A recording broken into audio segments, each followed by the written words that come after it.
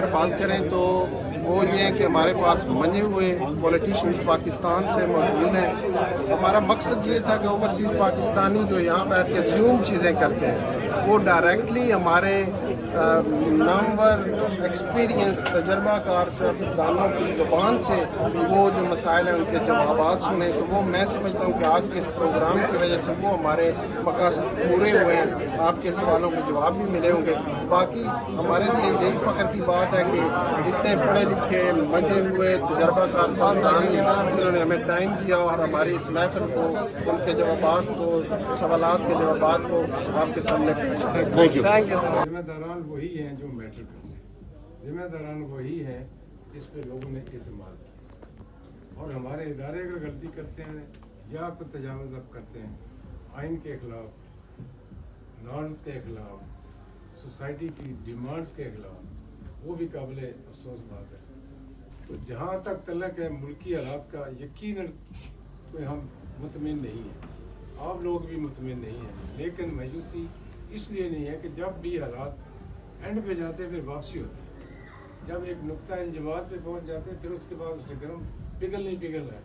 تو میرا خیال میں یہ اس میں ہم نے بڑی جلدی کی ہے کہ اس وقت اس سٹیج پہ چلے گئے ہیں جہاں سے واپسی ہو. اس سے آگے جانے کی کوئی گنجائش نہیں. امریکہ تے ایران دی جنگ تے سالس یہ موت کی نشانی، قیامت کی نشانی. یہ قیامت کی نشانی ہے. مطلب ہماری کیا پوزیشن ہے، کیا حیثیت ہے. لیکن جغرافیکلی جس جگہ پہ ہم بیٹھے ہوئے ہیں ہمارے علاوہ اگر کوئی اب نظر آ بھی نہیں رہا. مطلب پوری دنیا اس کی نظر اس وقت پاکستان پہ ہے کہ ہمارا رول کیا ہے. اور انشاءاللہ تعالیٰ مجھے پوری امید ہے کہ اس کرائسس میں ہم کچھ نہ کچھ لے کر نکلیں گے. آپ لوگوں کا انتہائی مشکور ہوں. اتنی ہائیلی کوالیفائڈ صدر صاحب آپ نے کلاس اکٹھی کی ہے اور یہاں بولنا اور تقریر کرنا بھی مشکل نظر آ رہا ہے. مشکل نہیں ہے لیکن حالات ایسے ہیں کہ میں کیا بولوں، میں کون سے اپنے ملک کے حوالے سے بات کروں. دعا ہی کر سکتے ہیں کہ اللہ تعالیٰ ہم سب کو راہ راست پہ لائے، ہمارے اداروں کو بھی، ہمارے سیاستدانوں کو بھی، ہمارے باقی جرنلسٹ کو بھی، جرنیل کو بھی، ججز کو بھی. جو 3 جے ہیں اگر یہ ٹھیک ہو جائیں تو ملک ٹھیک ہو سکتا ہے. پاکستان کی اگر تاریخ دیکھیں نا، اور نوجوان طبقہ ہمیشہ اینٹی اسٹیبلشمنٹ ہوتا ہے، اس میں کوئی دوسری رائے نہیں. جو اینٹی اسٹیبلشمنٹ پالیٹکس کرتا ہے لوگ اس کی طرف دیکھتے ہیں. اور ہماری ذرا اسٹیبلشمنٹ اس وقت تھوڑی افسوس کے ساتھ کہ زیادہ ایکسپوز ہوئی ہے جو کہ نہیں ہونی چاہیے. نفرت بھائی صاحب، یہ نفرت بری ہے، نہ پالو اسے. دلوں میں خلش ہے نکالو اسے. نہ سندھی، بلوچی، پنجابی، پٹھان، یہ سب کا وطن ہے، بچا لو اسے. پاکستان بدل سکتا ہے رخ تقدیر کا تدبیر کی جانب. خلوص دل سے جب ہم کوئی تدبیر کرتے ہیں، ماشاءاللہ ماشاءاللہ، خلوص نیت ہونا ضروری ہے. پھر وہ ایک آن میں 100 بار بدل جاتی ہے تقدیر. ماشاءاللہ ہے اس کا مقلد بھی نہ خوش ابھی کرسان. ماشاءاللہ تقدیر کے پابند جمعتات و نباتات، ماشاءاللہ. مومن فقط احکام کا الہی ہے پابند. علی بھٹو کی پھانسی سے دیکھیں، اس میں آ کے انہوں نے بعد میں معافی بھی مانگی کہ غلط فیصلہ تھا. پھر آپ نے دیکھا کہ نواز شریف صاحب پہلے 99 میں انہیں ہائی جیکنگ کیس میں انوالو کیا گیا، پھر پناما لے کے آئے.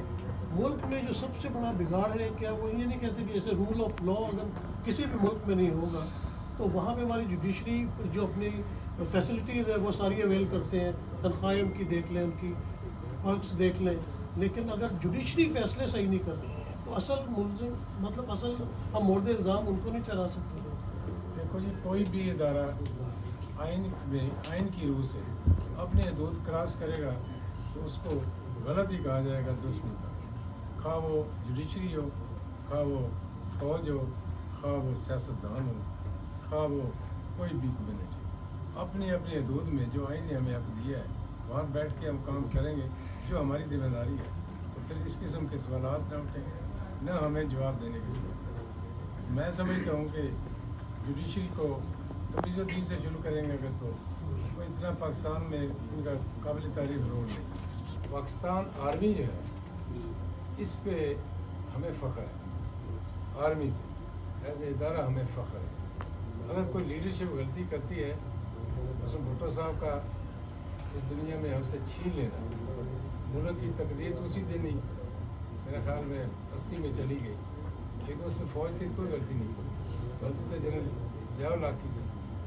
ज़्यादती तो उसने किया, 4 और लोग। इस लिहाज से मैं समझता हूँ कि लीडरशिप का ठीक होना जो है वो बुनियादी ज़रूरत है किसी भी कौम की तरक्की के।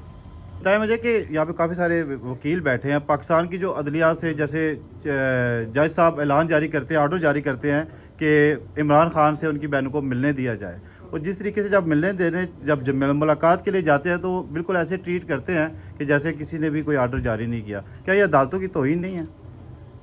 मैंने पहले उसकी थी कि इदारे अगर अपनी हदूद में रह कर काम करें, सुप्रीम कोर्ट का ऑर्डर को इम्प्लीमेंट करना इस हमारी एग्जेक्टिव की बेसिक जिम्मेदारी है, फ़र्ज़ है उसमें, लाजम है उसमें। और इसमें भी आइन में आप पढ़े हुए हैं, अगर कोई पुलिस या कोई इदारा नहीं करता तो फ़ौज पाबंद है वो उनके ऑर्डर को इम्प्लीमेंट करें। ठीक।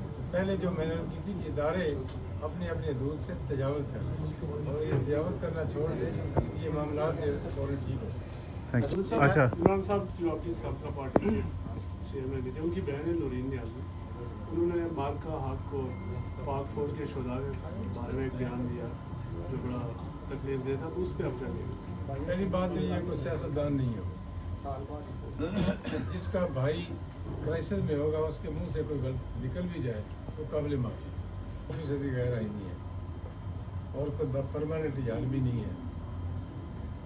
वही बात फिर आ गई। लेकिन अगली बात यह है कि अगर CCD ये काम कर रही है तो उसकी वजह भी अदालतों की कमज़ोरी है, अदालतें फैसले नहीं करती।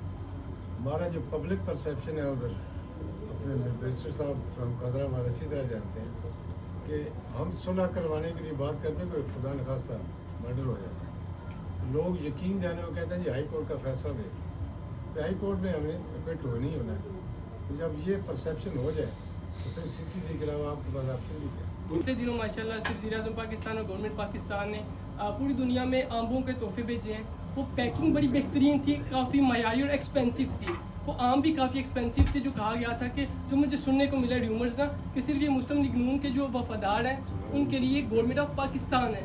क्या आप समझते हैं कि हर में ग़िज़ा की किल्लत से मरने वाले बच्चे के मुँह से छीने हुए लुकमे के पैसे से, गवर्नमेंट ऑफ पाकिस्तान टैक्स के पैसे से, और कराची की रोड पे अपनी ममता को पांव तले रोनते हुए वो जो माँ अपना बच्चा ईदी सेंटर के बाहर डाल जाती है, उसकी टैक्स के पैसे से हम गवर्नमेंट ऑफ पाकिस्तान उस टैक्स के पैसे से आम लेके नून लीग के वफादारों को भेजे जाए। क्या आप समझते जाए?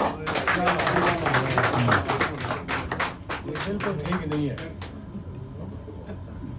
बस जवाब आ एक लाइन में आपको जवाब सर ये हद से कम काम है या खिलौने का?